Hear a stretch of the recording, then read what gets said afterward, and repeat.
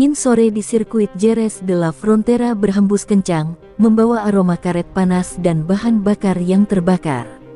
Ribuan penonton berdiri di tribun ketika Hakim Danish dan Veda Ega Pratama melaju berdampingan di tikungan ke-10. Lap tersisa hanya 2, dan keduanya bertarung tanpa kompromi. Di monitor pit, kru menahan napas. Sorotan kamera menempel pada nomor 13 milik Hakim, tubuh kecil yang menari di atas motor 250 cm3, mencari celah untuk menyalip. Dunia menahan napas dalam hitungan detik yang menentukan sejarah. Hakim masuk tikungan ke-11 terlalu cepat. Ban belakang sedikit goyah, tapi ia paksa throttle terbuka. Veda, yang hanya terpaut setengah roda, melihat pergerakan itu terlalu berani. Dalam sepersekian detik, ban depan Hakim kehilangan cengkeraman. Motor terhempas keras, tubuhnya terpental ke gravel dengan suara benturan yang memekakkan telinga. Kamera berhenti di frame itu, motor berguling, serpihan firing terbang seperti hujan logam. Padok langsung sunyi, dan komentator kehilangan kata-kata. Hakim Danish, down at turn 11. Veda menahan napas di atas motornya. Ia sempat melihat tubuh Hakim terguling di pinggir trek. Oh Tuhan, gumamnya pelan di balik helm. Ia tak sempat menoleh karena Marshal sudah mengibarkan bendera kuning. Detak jantungnya tak karuan, namun tangan tetap menggenggam throttle. Ia tahu balapan belum dihentikan, tapi pikirannya sudah kacau. Di pitbox, manajer Manisa BBSK menatap monitor dengan rahang mengeras, sementara pelatih berbisik tegang, "Stay calm, Veda, just focus." Tapi bagaimana bisa fokus ketika teman sekaligus rivalmu baru saja jatuh begitu keras? Ambulans meluncur di lintasan, sirine meraung di tengah raungan mesin. Kamera memperlihatkan helm Hakim yang terlepas, petugas medis berlari sambil menutup area dengan papan hijau. Kru tim Malaysia menjerit di garasi, beberapa bahkan berlutut. Tidak ada suara yang lebih menakutkan bagi pembalap selain bunyi sirine di tengah race. Di sisi lain, Veda melewati garis finish dengan pandangan kosong. Ia tidak merayakan apapun, hanya melambatkan motor, memandangi langit Jerez yang mendadak terasa gelap. Setelah finish, ia menepi ke area padok dan turun dari motor tanpa berkata apa-apa.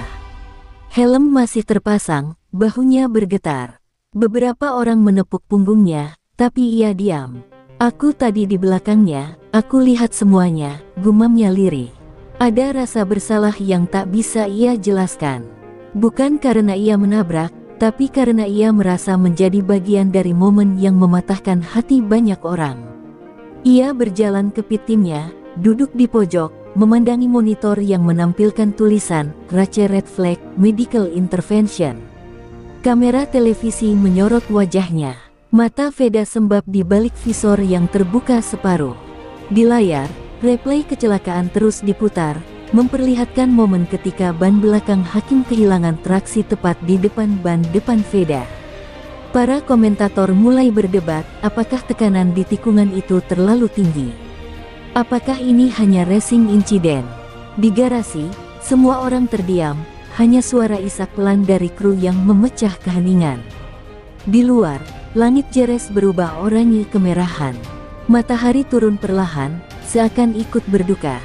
Veda menatap ke arah lintasan yang kini kosong, hanya menyisakan garis-garis ban di aspal. Ia tahu, detik ini akan menghantuinya lama. Bukan karena ia bersalah, tapi karena ia ada di sana, tepat di belakang, menyaksikan teman seangkatannya jatuh menuju ketidakpastian. Disinilah cerita dimulai, dari tikungan yang menelan harapan, tapi juga melahirkan tekad baru di dada seorang anak muda bernama Veda Ega Pratama. Suasana di garasi Manisa BBSK terasa seperti ruang duka. Tak ada yang berbicara, tak ada yang bergerak. Monitor besar menampilkan gambar ambulans yang membawa Hakim Danish keluar dari lintasan, sirinenya menggema pelan, menusuk hati siapapun yang mendengarnya. Di sudut garasi, Veda Ega Pratama masih duduk membungkuk, tangannya gemetar hebat, sarung tangannya masih meneteskan keringat dan debu gravel. Kru tim hanya bisa menatapnya dengan mata kosong, tak tahu apakah harus menenangkannya atau membiarkannya sendirian dengan pikirannya yang berat. Helm Veda masih menempel di kepalanya, seolah ia tak berani menanggalkannya, mungkin karena di balik visor itu, ada air mata yang tak bisa ia sembunyikan. Ia teringat detik-detik sebelum insiden, bagaimana Hakim menoleh sepersekian detik sebelum motor itu terlempar, bagaimana tatapan singkat mereka di tikungan terakhir sebelum segalanya hancur. Veda menggigit bibir, berusaha menahan tangis, tapi suaranya pecah pelan. Aku lihat semuanya. Dia di depanku, dan aku nggak bisa apa-apa. Manajer tim mendekat, menepuk bahunya pelan. Itu bukan salahmu, Veda. Fokusmu sudah benar. Itu hanya kecelakaan. Tapi kata-kata itu tak menenangkan, justru terasa hampa. Di luar, wartawan berkumpul di depan padok, mencari pernyataan, menyorot kamera ke arah garasi Manisa. Mereka tahu, drama besar baru saja dimulai. Dunia sedang mencari siapa yang pantas disalahkan, dan Veda sadar, wajahnya akan menjadi headline besok pagi. Tak lama, seseorang dari tim medis masuk dengan wajah tegang. Semua berhenti bernapas. Hakim masih hidup, tapi kondisinya kritis. Kami bawa ke rumah sakit kota. Kalimat itu cukup untuk membuat beberapa kru menangis lega, sementara Veda menunduk dalam-dalam, air matanya akhirnya jatuh ke lantai. Ia berbisik lirih, "Alhamdulillah," tapi di balik kelegaannya, ada bayangan trauma yang mulai tumbuh, sebuah luka batin yang akan menemaninya di setiap tikungan balap. Setelah itu, Veda berdiri pelan, melepas helmnya dengan tangan gemetar. Rambutnya basah, wajahnya pucat. Ia menatap layar monitor yang menayangkan ulang kecelakaan dari berbagai sudut. Detik itu terasa seperti siksaan, melihat tubuh Hakim terguling berulang kali, melihat motornya pecah, mendengar komentator berteriak panik. Ia ingin menghentikannya, tapi kru berkata, "Kita harus lihat datanya, Ved. Untuk tahu apa yang sebenarnya terjadi." Ia mengangguk, tapi air matanya mengalir tanpa henti. Malam itu, lintasan Jerez sepi. Garasi tim lain sudah gelap, hanya garasi Manisa yang masih menyala. Veda duduk di kursi lipat, menatap kosong ke arah lintasan yang kini basah oleh embun. Ia menggenggam liontin kecil di lehernya, hadiah dari keluarganya di Indonesia. "Aku nggak akan biarin ini sia-sia," gumamnya pelan. Di kejauhan, suara ambulans masih samar terdengar. Dalam diam itu, lahir sebuah janji yang belum ia sadari, untuk bangkit, bukan demi kemenangan, tapi demi pembuktian bahwa setiap luka di lintasan punya arti. Dan di tengah keheningan itu, kamera terakhir menyorot wajah Veda sebelum tayangan ditutup. Sorot matanya bukan lagi ketakutan, melainkan campuran antara duka, tekad, dan amarah yang tenang. Ia tahu, mulai besok, dunia akan memandangnya dengan dua cara, pembalap yang disalahkan, atau pembalap yang terlahir dari tragedi. Pagi setelah tragedi itu, dunia Moto3 seperti terbangun dari mimpi buruk. Media di seluruh dunia memutar ulang detik-detik crash Hakim Danish di Jerez, dari berbagai sudut, dari kamera udara hingga on-board milik Veda. Judul berita besar muncul serentak. Insiden mengerikan di Jerez, Hakim Danish dilarikan ke rumah sakit, Veda Ega terlibat. Tagar-tagar Pray for Hakim Danish melesat jadi trending nomor 1 di seluruh Asia Tenggara. Namun di antara doa-doa, ada juga hujatan. Banyak yang menuding, banyak yang berspekulasi. Veda yang duduk sendirian di hotel hanya bisa menatap layar ponselnya yang bergetar tanpa henti, menampilkan ratusan notifikasi yang menusuk hatinya lebih dalam daripada luka apa pun. Komentar di media sosial jadi lautan emosi. Ada yang menulis, "Tetap kuat Veda, ini bukan salahmu." Tapi lebih banyak yang kejam, "Dia terlalu agresif. Gaya balapnya membahayakan." Veda menutup ponselnya, lalu menarik napas panjang. Setiap notifikasi terasa seperti cambuk. Ia ingin membalas, ingin menjelaskan, tapi suara pelatihnya di kepala menahan, "Jangan tanggapi dunia ketika mereka belum tahu seluruh cerita."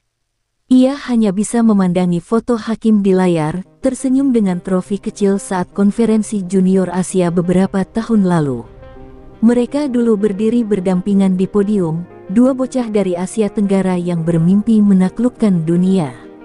Sementara itu, di studio televisi Spanyol, program khusus Moto3 analisis tayang dengan sorotan tinggi. Seorang mantan pembalap dunia berkata dengan nada berat, itu murni insiden balap.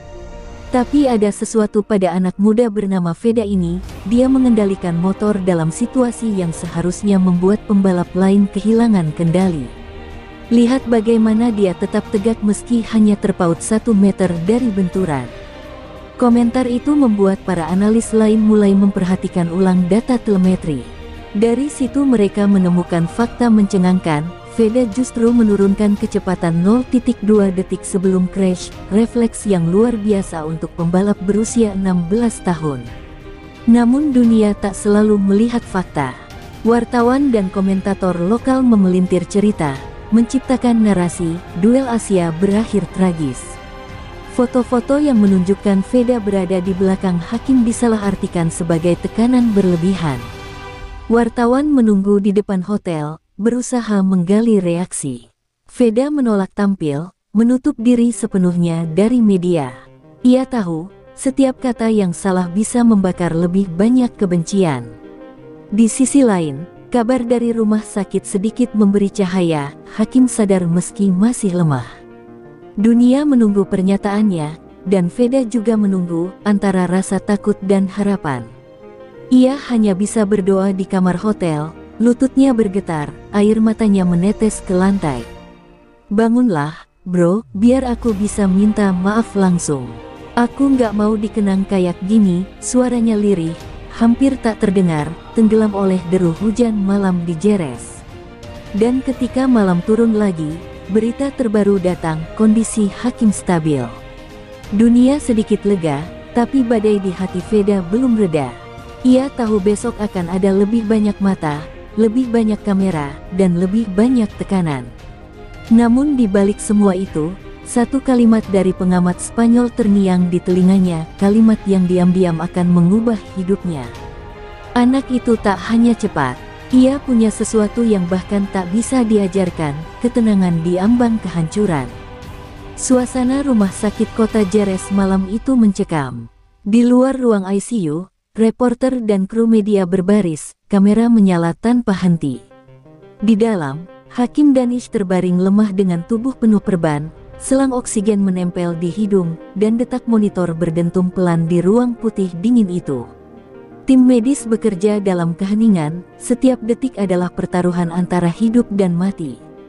Dunia menunggu kabar, dan seluruh padok Moto3 berhenti bernafas. Sementara itu, Veda Ega Pratama berdiri di luar rumah sakit, ditemani pelatih dan manajernya. Ia mengenakan jaket tim yang kini terasa terlalu berat di bahunya. Matanya sembab, tatapannya kosong menatap pintu ICU yang tertutup rapat. Dalam benaknya, detik-detik kecelakaan terus berputar seperti kaset rusak, tikungan itu, benturan itu, tubuh Hakim yang terlempar, semua kembali lagi, tanpa henti. Ia bahkan sempat berdoa lirih di bawah tiang lampu rumah sakit, "Ya Allah, jangan ambil dia. Ambil saja rasa takutku, tapi biarkan dia hidup." 3 jam kemudian, dokter keluar dari ruang ICU dengan wajah serius. Semua mendekat, kamera wartawan berdesakan. "Operasi selesai. Dia dalam kondisi stabil," ujar sang dokter singkat. Seolah dunia berhenti sesaat, lalu meledak dalam kelegaan. Pelatih Veda langsung memeluknya, dan air mata yang ia tahan akhirnya pecah. "Alhamdulillah, Hakim masih di sini," katanya dengan suara bergetar. Tapi di balik kelegaan itu, ada bayangan panjang yang tak hilang, trauma itu belum sembuh.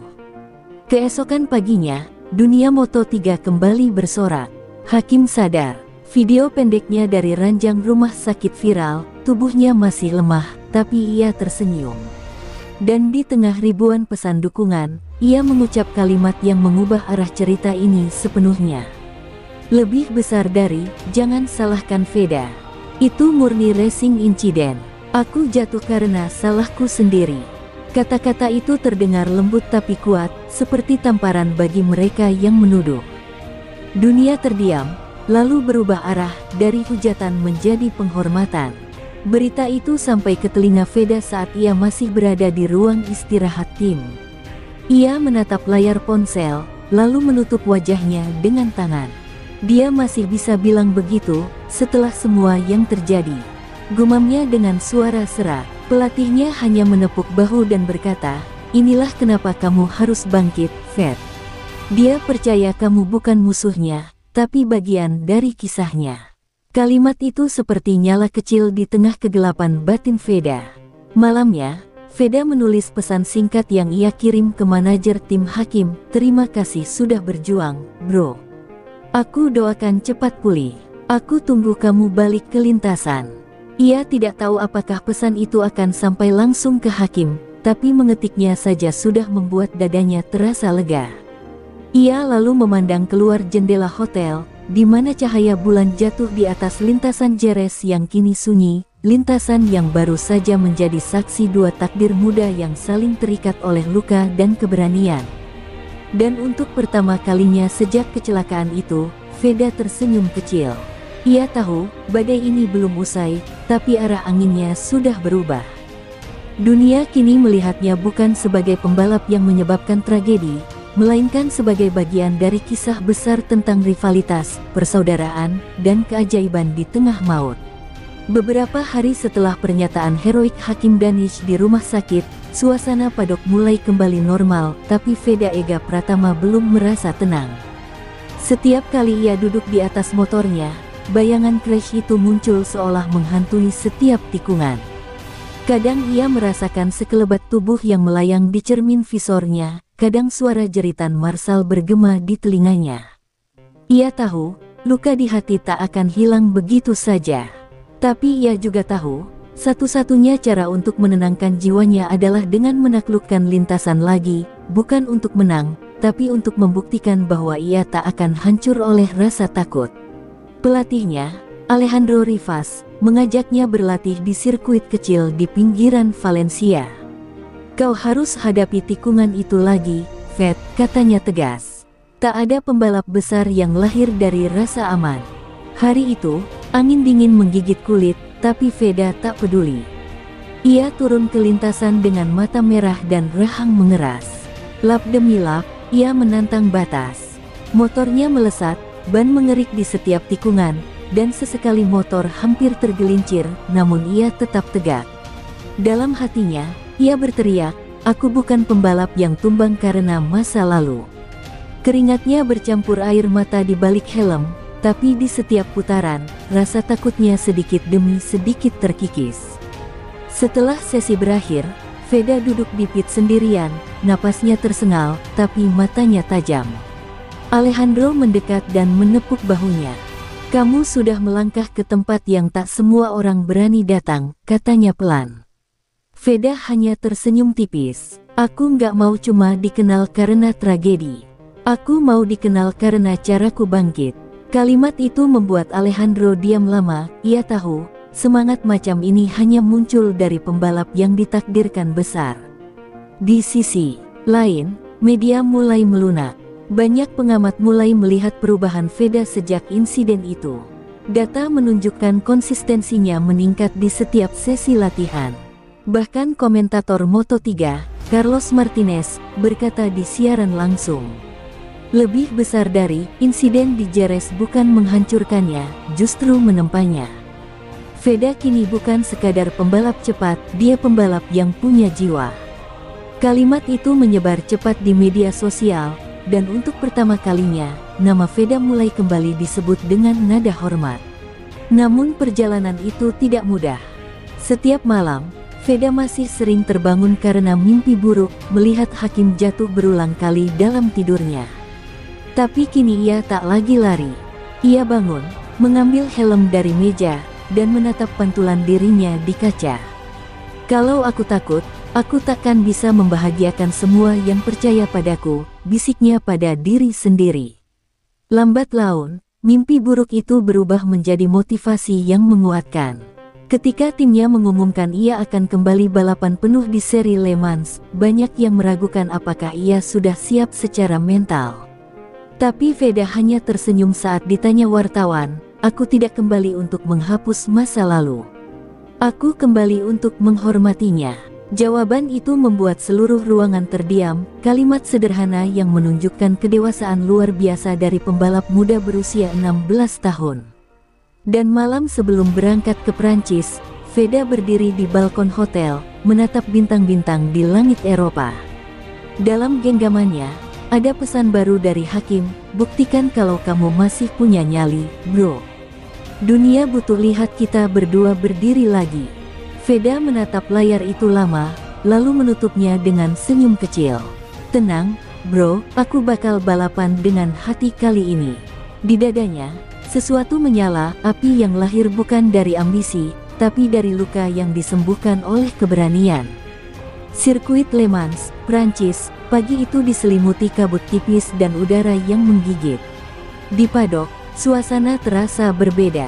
Kamera-kamera televisi berputar ke satu arah, bukan ke pemimpin klasemen, bukan ke tim besar, tapi ke seorang anak muda dari Indonesia yang datang dengan tekad menyala setelah badai, Veda Ega Pratama. Tak ada yang tahu seberapa kuat mentalnya setelah tragedi Jerez. Tapi tatapannya dari balik helm cukup untuk menjawab, ia sudah siap. Di ruang komentator, para analis membahas performa Veda dengan penuh perhatian. "Lihat data latihan bebas," ujar Mark Deluca, mantan pembalap Moto3. "Anak ini luar biasa. Setelah crash Jerez, kecepatan rata-ratanya meningkat 0,4 detik per lap. Itu artinya, ia tidak hancur oleh trauma, ia tumbuh darinya." Studio televisi hening sejenak. Seorang pengamat Spanyol menimpali, "Saya melihat sesuatu yang sama pada Marc Marquez muda dulu, keberanian yang lahir dari rasa takut yang sudah dikalahkan." Kalimat itu menjadi pembuka yang menggema di seluruh dunia. Di garasi, Veda duduk tenang sambil menatap layar telemetri. Tak banyak bicara, hanya sesekali mengangguk pada mekaniknya. Ia tahu semua orang mengamatinya, tapi yang ia pikirkan hanyalah satu, membalap dengan hati, bukan dengan beban. Alejandro, sang pelatih, menatapnya dengan bangga. "Kau sudah jauh lebih kuat dari anak yang dulu duduk gemetar di garasi Jerez," katanya lembut. Veda hanya menjawab dengan senyum kecil, "Aku nggak mau balapan lagi untuk menebus masa lalu. Aku mau balapan untuk menghormatinya." Saat sesi kualifikasi dimulai, lintasan basah membuat banyak pembalap ragu-ragu, tapi tidak Veda. Di layar monitor, nomor 7 miliknya muncul di urutan atas. Motor meluncur dengan keanggunan yang aneh, agresif tapi tenang, cepat tapi terkendali. Komentator berseru, "Veda Ega Pratama naik ke posisi 2 sementara. Ini luar biasa." Di padok, para pengamat saling berpandangan, mereka menyadari sesuatu, anak ini benar-benar berbeda. Ia tak lagi membawa ketakutan, tapi membawa kisah yang menggetarkan hati siapapun yang melihatnya. Setelah kualifikasi berakhir, Veda turun dari motor, membuka helmnya perlahan. Wajahnya basah, entah oleh hujan atau air mata. Ia tidak bersorak, tidak mengangkat tangan. Ia hanya menatap ke langit, seolah berbicara dengan seseorang yang jauh. "Aku sampai di sini, bro," gumamnya pelan. Alejandro menatap dari kejauhan, tahu betul kalimat itu bukan sekadar ucapan, tapi doa untuk Hakim Danish yang masih dalam masa pemulihan. Sementara itu, media mulai menulis ulang narasi. Headline baru bermunculan, dari tragedi menjadi inspirasi, Veda Ega Pratama tumbuh di tengah badai. Komentator Inggris menulis di kolom editorial, "Anak muda ini mengajarkan pada kita bahwa kejatuhan bukan akhir, tapi ujian untuk menakar seberapa dalam nyali manusia." Artikel itu viral, dibagikan oleh ribuan fans dari berbagai negara. Dunia yang dulu mencemooh, kini mulai memujanya. Malam sebelum balapan utama, Veda menatap motor di garasi yang kini sunyi. Lampu neon memantulkan bayangannya di fairing biru putih yang masih basah oleh embun. Ia menepuk tangki motornya perlahan dan berbisik, "Besok, aku bukan cuma balapan untuk podium. Aku balapan untuk mereka yang percaya aku bisa bangkit. Dan ketika ia berjalan keluar garasi, senyum kecil terbit di wajahnya. Dunia baru akan melihat babak selanjutnya, kisah seorang pembalap muda yang membuktikan bahwa dari luka terdalam bisa lahir kekuatan paling menggetarkan. Bab 7 pertarungan di Le Mans. Langit Le Mans pagi itu kelabu, seolah menandakan akan ada sesuatu yang besar terjadi. Tribun penuh, bendera Indonesia berkibar di antara ribuan penonton Eropa. Di grid start, Veda Ega Pratama berdiri di posisi ke-8, menatap lurus ke depan tanpa berkedip. Hujan tipis membasahi visor helmnya, tapi tatapannya tajam seperti baja. Ia menarik napas dalam-dalam, mengingat suara pelatihnya di garasi semalam, balapan ini bukan soal menang, Ved. Tapi tentang siapa yang paling berani menatap masa lalu tanpa gentar. Ia menunduk, menyentuh tangki motornya, dan berbisik lirih, "Untukmu, Bro Hakim," sebelum lampu start menyala merah. Begitu lampu padam, 30 mesin melesat seperti badai. Tikungan pertama berubah jadi lautan air dan semprotan lumpur. Banyak pembalap memilih bermain aman, tapi tidak Veda. Ia melesat menyalip 3 pembalap sekaligus di sisi luar, ban belakang sedikit goyah, tapi ia menahannya dengan refleks sempurna. Komentator berteriak dari ruang siaran, "What a start from the Indonesian rider. Veda is flying." Sementara itu, di rumah sakit Jerez, Hakim Danish yang sedang menjalani pemulihan menonton dari layar televisi. Tangannya masih terbalut perban, tapi senyumnya mengembang perlahan. "Ayo, Ved, tunjukkan mereka siapa kamu," bisiknya lirih. Lap demi lap, Veda semakin mendekat ke rombongan depan. Di depannya, nama-nama besar seperti David Alonso, Colin Vejer, dan Joel Kelso saling bertukar posisi.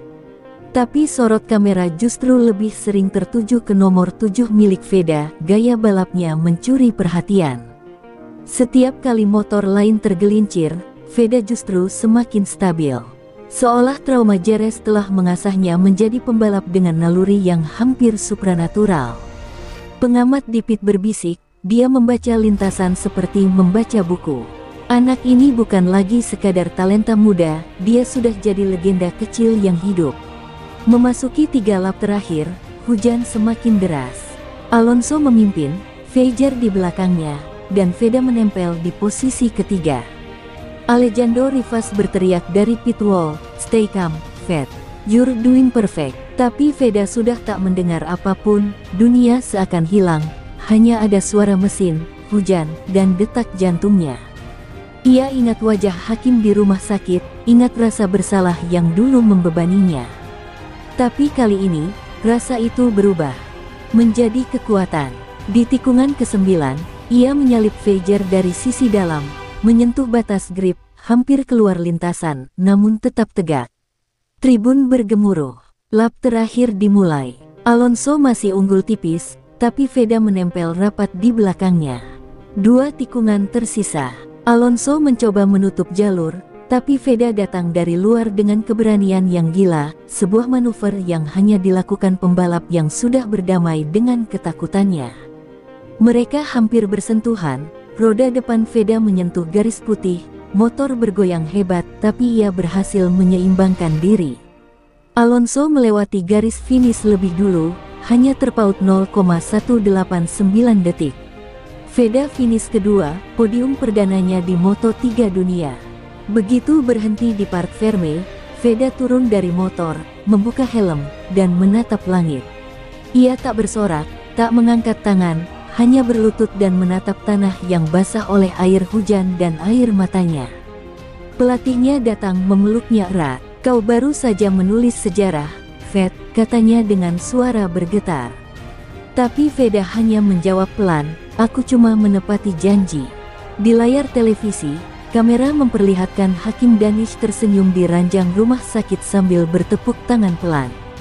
Dunia menyaksikan 2 anak muda Asia yang terhubung oleh nasib, satu bertarung di lintasan, satu berjuang di ruang pemulihan. Dan ketika lagu kebangsaan Indonesia berkumandang di podium Le Mans, banyak yang menitikkan air mata. Karena hari itu, Dunia sadar, dari tragedi yang hampir mematahkan jiwa, lahirlah kekuatan yang bahkan hujan pun tak bisa padamkan, nyali seorang Veda Ega Pratama. Malam setelah podium Le Mans itu seharusnya menjadi malam penuh sukacita. Tapi bagi Veda Ega Pratama, kemenangan itu terasa seperti pisau bermata dua. Di kamar hotelnya yang sepi, piala perak di atas meja tampak berkilau memantulkan cahaya lampu, namun di matanya, pantulan itu seolah wajah Hakim Danish yang tersenyum samar. Ia duduk di tepi ranjang, masih mengenakan jaket balapnya yang belum sempat dilepas. Tubuhnya lelah, tapi pikirannya tidak tenang. Kenapa bukan aku yang jatuh waktu itu? Gumamnya pelan. Hujan di luar jendela mengetuk kaca seperti irama dari masa lalu, seolah mengingatkannya pada tragedi yang masih membekas di hatinya. Di sisi lain, di rumah sakit Jerez, Hakim Danish masih menjalani terapi. Luka fisiknya mulai membaik, tapi mentalnya masih berperang. Ia menatap layar ponsel yang menampilkan rekaman podium Le Mans. Veda berdiri dengan mata berkaca-kaca, membawa bendera merah putih. Dia melakukannya, ucap Hakim pelan, senyumnya getir. Namun di balik senyum itu, ada rasa cemburu yang tak bisa ia sembunyikan. Ia juga ingin berada di sana, di atas lintasan, mendengar mesin meraung, mencium aroma bensin dan karet panas. Tapi tubuhnya belum siap, dan di dalam hatinya, ada pergulatan antara rasa bangga pada sahabatnya, dan rasa kehilangan pada dirinya sendiri. Beberapa hari kemudian, Veda terbang ke Jerez untuk menjenguk Hakim. Begitu pintu kamar rumah sakit terbuka, suasana mendadak tegang. Dua sosok yang pernah berlari bersama kini terpisah oleh jarak yang tak terlihat. Hakim mencoba tersenyum, hebat kau di Le Mans, Ved. Aku bangga. Tapi Veda hanya menunduk, duduk di kursi tanpa berani menatap mata sahabatnya. Kalau waktu itu aku nggak terlalu nekat, mungkin kau masih di lintasan sekarang, ujarnya lirih. Hakim menatap langit-langit, lalu menjawab dengan nada getir, kalau waktu itu aku lebih sabar, mungkin aku yang berdiri di podium itu. Tapi kita nggak bisa putar waktu, Ved. Kita cuma bisa jalan terus. Keheningan menyelimuti ruangan itu cukup lama. Veda akhirnya mengeluarkan sebuah gelang karet yang sudah usang dari saku jaketnya, gelang yang pernah mereka beli bersama di musim CEV. Aku simpan ini sejak kau jatuh, katanya, suaranya bergetar. Hakim memandangi gelang itu lama, sebelum mengambilnya dengan tangan gemetar. Air matanya jatuh tanpa bisa ia tahan. Jangan tanggung bebanku terus, Ved. Aku akan pulih. Dan kalau saatnya tiba, aku ingin melawanmu lagi, bukan dikasihani. Kalimat itu membuat dada Veda sesak, bukan karena marah, tapi karena tahu bahwa sahabatnya masih punya api yang sama. Ketika Veda meninggalkan rumah sakit malam itu, angin Spanyol bertiup dingin. Ia berdiri di luar, menatap langit yang cerah tanpa awan. Untuk pertama kalinya sejak kecelakaan itu, hatinya sedikit lega. Ia tahu, Hakim tidak hancur. Ia hanya menunggu waktu untuk bangkit. Tapi Veda juga tahu, dunia balap kejam. Tak semua yang jatuh diberi kesempatan kedua. Dan entah kenapa, firasatnya mengatakan perjalanan mereka baru saja memasuki babak yang lebih berat. Keesokan harinya, media Eropa mulai ramai membicarakan dua nama Asia Tenggara itu. The Bond Between Pain and Speed, tulis salah satu media Inggris. Para pengamat menyebut kisah Veda dan Hakim sebagai simbol dua sisi dunia balap, yang satu menanjak ke puncak, yang lain berjuang kembali dari jurang. Bahkan bos tim Moto3 Repsol Tech 3 berkata di konferensi pers, kalau Hakim Danish bisa pulih seperti yang kami lihat di terapinya, dia akan jadi ancaman nyata. Tapi Veda, dia sudah jadi sesuatu yang lain. Dia membalap bukan untuk menang, tapi untuk menebus. Dan di malam yang sunyi itu, di antara dua tempat berbeda, satu di Spanyol, satu di Italia, dua anak muda yang pernah menatap maut kini sama-sama menatap masa depan. Hakim Danish menatap tangannya yang mulai bisa digerakkan lagi, sementara Veda Ega Pratama duduk di garasi kosong, menatap motornya dengan tatapan dalam. Dua jalan yang berbeda, tapi menuju takdir yang sama. Dan tanpa mereka sadari, dunia sedang menunggu kapan dua sahabat ini akan kembali berdiri di lintasan yang sama, bukan sebagai korban dan pemenang, tapi sebagai dua jiwa yang belum selesai dengan urusannya dengan kecepatan. 3 bulan berlalu sejak pertemuan itu di rumah sakit Jerez. Dunia balap terus berputar, tapi di balik gemuruh mesin dan sorak penonton, dua nama masih menjadi bahan perbincangan, Veda Ega Pratama dan Hakim Danish. Di padok Mugello, Veda terlihat lebih tenang, namun sorot matanya semakin dalam, seperti seseorang yang telah berperang dengan dirinya sendiri dan menang. Di sisi lain, kabar mengejutkan datang dari Spanyol. Hakim mulai kembali mengendarai motor latihan ringan, meski dengan perban di lengan dan bekas luka di pundaknya. Video itu viral, netizen menyebutnya The Phoenix Rider. Dunia kembali memperhatikan. Suatu pagi di Mugello, ketika Veda sedang berlatih dengan timnya, ponselnya bergetar. Pesan video masuk dari Hakim, wajahnya masih pucat, tapi senyumnya penuh semangat. "Aku sudah bisa naik motor lagi, bro. Belum secepat dulu, tapi aku akan kejar. Jadi jangan santai-santai di atas podium itu, ya." Veda terdiam beberapa detik, lalu tersenyum tipis. "Baiklah," gumamnya pelan, "kalau begitu kita bertarung lagi."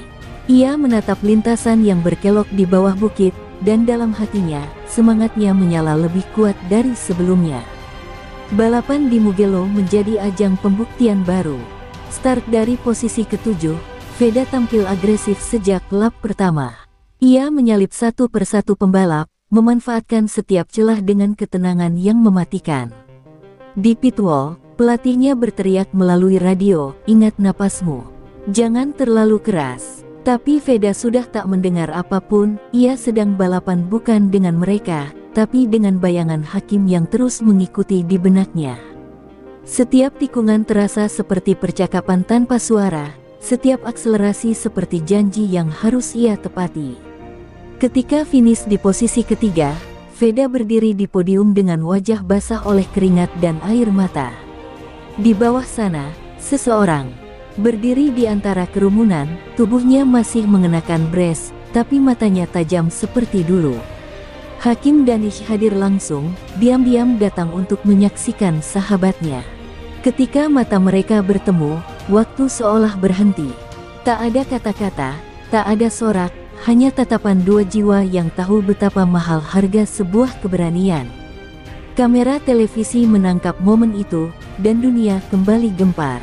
Usai balapan, di belakang padok, Veda dan Hakim akhirnya bertemu lagi, kali ini tanpa air mata. Hakim mengulurkan tangannya, Veda menyambutnya erat. "Kau makin gila," kata Hakim sambil tertawa kecil. "Dan kau makin keras kepala," balas Veda. Dua tawa itu pecah di udara Italia, menyapu abis sisa luka masa lalu. Namun di balik tawa itu, ada tekad yang sama. Suatu hari nanti, mereka akan bertarung di lintasan yang sama lagi, bukan sebagai bayangan, tapi sebagai rival sejati. Beberapa media menulis artikel keesokan harinya, dua pahlawan Asia di jantung Eropa. Para pengamat Moto3 bahkan mulai berspekulasi, jika Hakim kembali ke grid tahun depan, dunia akan menyaksikan duel emosional terbesar di era modern. Di studio televisi, analis senior berkata, Veda mengubah rasa bersalah menjadi bahan bakar semangat, sementara Hakim mengubah rasa sakit menjadi sayap. Mereka bukan sekadar pembalap, mereka simbol harapan. Dan di tengah malam yang tenang, setelah semua lampu padok padam, Veda duduk sendirian di garasi, memandang motor merah putihnya. Ia memejamkan mata, mengingat suara Hakim di kepalanya, "Kita nggak bisa putar waktu, tapi kita bisa melaju lebih cepat darinya." Bibirnya tersenyum tipis. "Baiklah, bro, kita mulai babak baru." Hujan tipis turun di luar sirkuit, menetes di aspal yang masih hangat, seolah dunia pun ikut berbisik, dua jiwa ini belum selesai. Api mereka baru saja menyala kembali. Langit Aragon sore itu berwarna oranye keemasan, seolah sedang melukis akhir dari sebuah perjalanan panjang. Angin berhembus kencang, membawa aroma bensin dan karet yang terbakar. Di pit area, Dua motor berdiri sejajar, satu berwarna merah putih milik Veda Ega Pratama, satu lagi biru oranye dengan nomor 13 yang baru saja kembali ke lintasan Hakim Danish. Dunia balap bergetar menyambut momen ini. Dua nama yang pernah dipisahkan oleh tragedi, kini berdiri di garis yang sama lagi. Kamera televisi dunia fokus pada mereka, dua sahabat, dua rival, dua kisah yang telah menembus batas rasa sakit dan ketakutan. Di grid start, suara mesin bergemuruh, menelan segala bunyi lain. Veda menatap lurus ke depan, tapi di sudut matanya, ia melihat Hakim menoleh, memberi anggukan kecil. Tak ada kata-kata, hanya pengakuan diam di antara dua jiwa yang saling memahami. "Kau siap?" bisik Veda dalam hati. Lebih dari siap, seolah jawab Hakim lewat tatapannya. Lampu merah menyala satu persatu, lalu padam bersamaan. Dalam sekejap, 30 mesin melesat seperti peluru keluar dari senapan. Lap demi lap berlangsung seperti tarian maut. Hakim yang lama absen tampil mengejutkan, agresif tapi cerdas, seolah tak pernah meninggalkan lintasan. Veda, di sisi lain, tampil penuh perhitungan namun tajam, seperti pemburu yang menunggu waktu tepat untuk menyerang. Di tikungan ke-6, mereka nyaris bersentuhan. Penonton berteriak histeris. Komentator menjerit dari ruang siaran, "It's Veda and Danish side by side again. This is unbelievable." Namun kali ini tak ada yang jatuh, tak ada yang kalah oleh rasa takut, hanya dua pejuang yang saling menghormati batas kemampuan dan takdir masing-masing. Di lap terakhir, drama mencapai puncaknya. Veda memimpin tipis, tapi Hakim menempel di belakangnya dengan napas yang berat. "Ini untukmu, Ved," gumam Hakim lirih, sebelum menarik gas di tikungan terakhir, mencoba menyalip dari luar, manuver yang dulu hampir merenggut nyawanya. Penonton menahan napas. Dua motor sejajar, ban depan hampir bersentuhan, garis finish hanya beberapa meter lagi. Dalam sepersekian detik yang terasa abadi, keduanya melintas bersamaan. Kamera menangkap momen itu dalam keindahan yang nyaris suci. Begitu garis finish dilewati, tak ada sorak, tak ada selebrasi berlebihan. Hanya keheningan sesaat sebelum layar besar menunjukkan hasil. Veda Ega Pratama finish pertama, Hakim Danish kedua, selisih 0,012 detik. Tribun pecah, dunia seolah meledak oleh emosi. Tapi yang paling menyentuh bukanlah kemenangan itu, melainkan pelukan panjang di Parc Fermé. Hakim turun dari motornya dengan langkah limbung, Veda menghampiri dan memeluknya erat. Tak ada kata, hanya air mata dan tepukan di punggung. Dua jiwa yang pernah dipisahkan oleh tragedi, kini disatukan oleh kecepatan dan keberanian. Di konferensi pers usai balapan, seorang wartawan bertanya kepada Veda, apa rasanya mengalahkan teman yang dulu nyaris kehilangan segalanya. Veda terdiam sejenak, menatap ke arah Hakim yang duduk di sampingnya. "Aku tidak mengalahkan siapapun," jawabnya pelan tapi tegas. "Hari ini bukan tentang siapa yang tercepat, tapi tentang siapa yang berani kembali. Dan kalau ada yang pantas disebut pemenang sejati, itu dia," ujarnya sambil menepuk bahu Hakim. Ruangan konferensi seketika sunyi, lalu pecah oleh tepuk tangan. Malam itu, di atas langit Aragon yang mulai gelap, dua siluet motor melintas di jalur latihan yang sudah sepi. Veda dan Hakim mengendarai motor mereka perlahan, berdampingan dalam diam. Tak ada lampu sorot, tak ada penonton, hanya dua sahabat yang menutup bab mereka dengan damai. "Kau tahu, bro," kata Hakim pelan. "Dulu aku kira nasib kita dikutuk lintasan ini. Tapi ternyata, lintasan ini yang menyembuhkan kita." Veda tersenyum, menatap langit yang berbintang. "Mungkin begitu, karena kita lahir untuk kecepatan, tapi tumbuh karena rasa sakit." Dan ketika mereka melaju bersama menembus gelap malam itu, dunia tahu, kisah Hakim Danish dan Veda Ega Pratama bukan sekadar tentang balapan, tapi tentang dua hati yang menolak hancur, bahkan ketika segalanya mencoba mematahkan mereka. Akhir yang bukan penutup, melainkan awal dari legenda.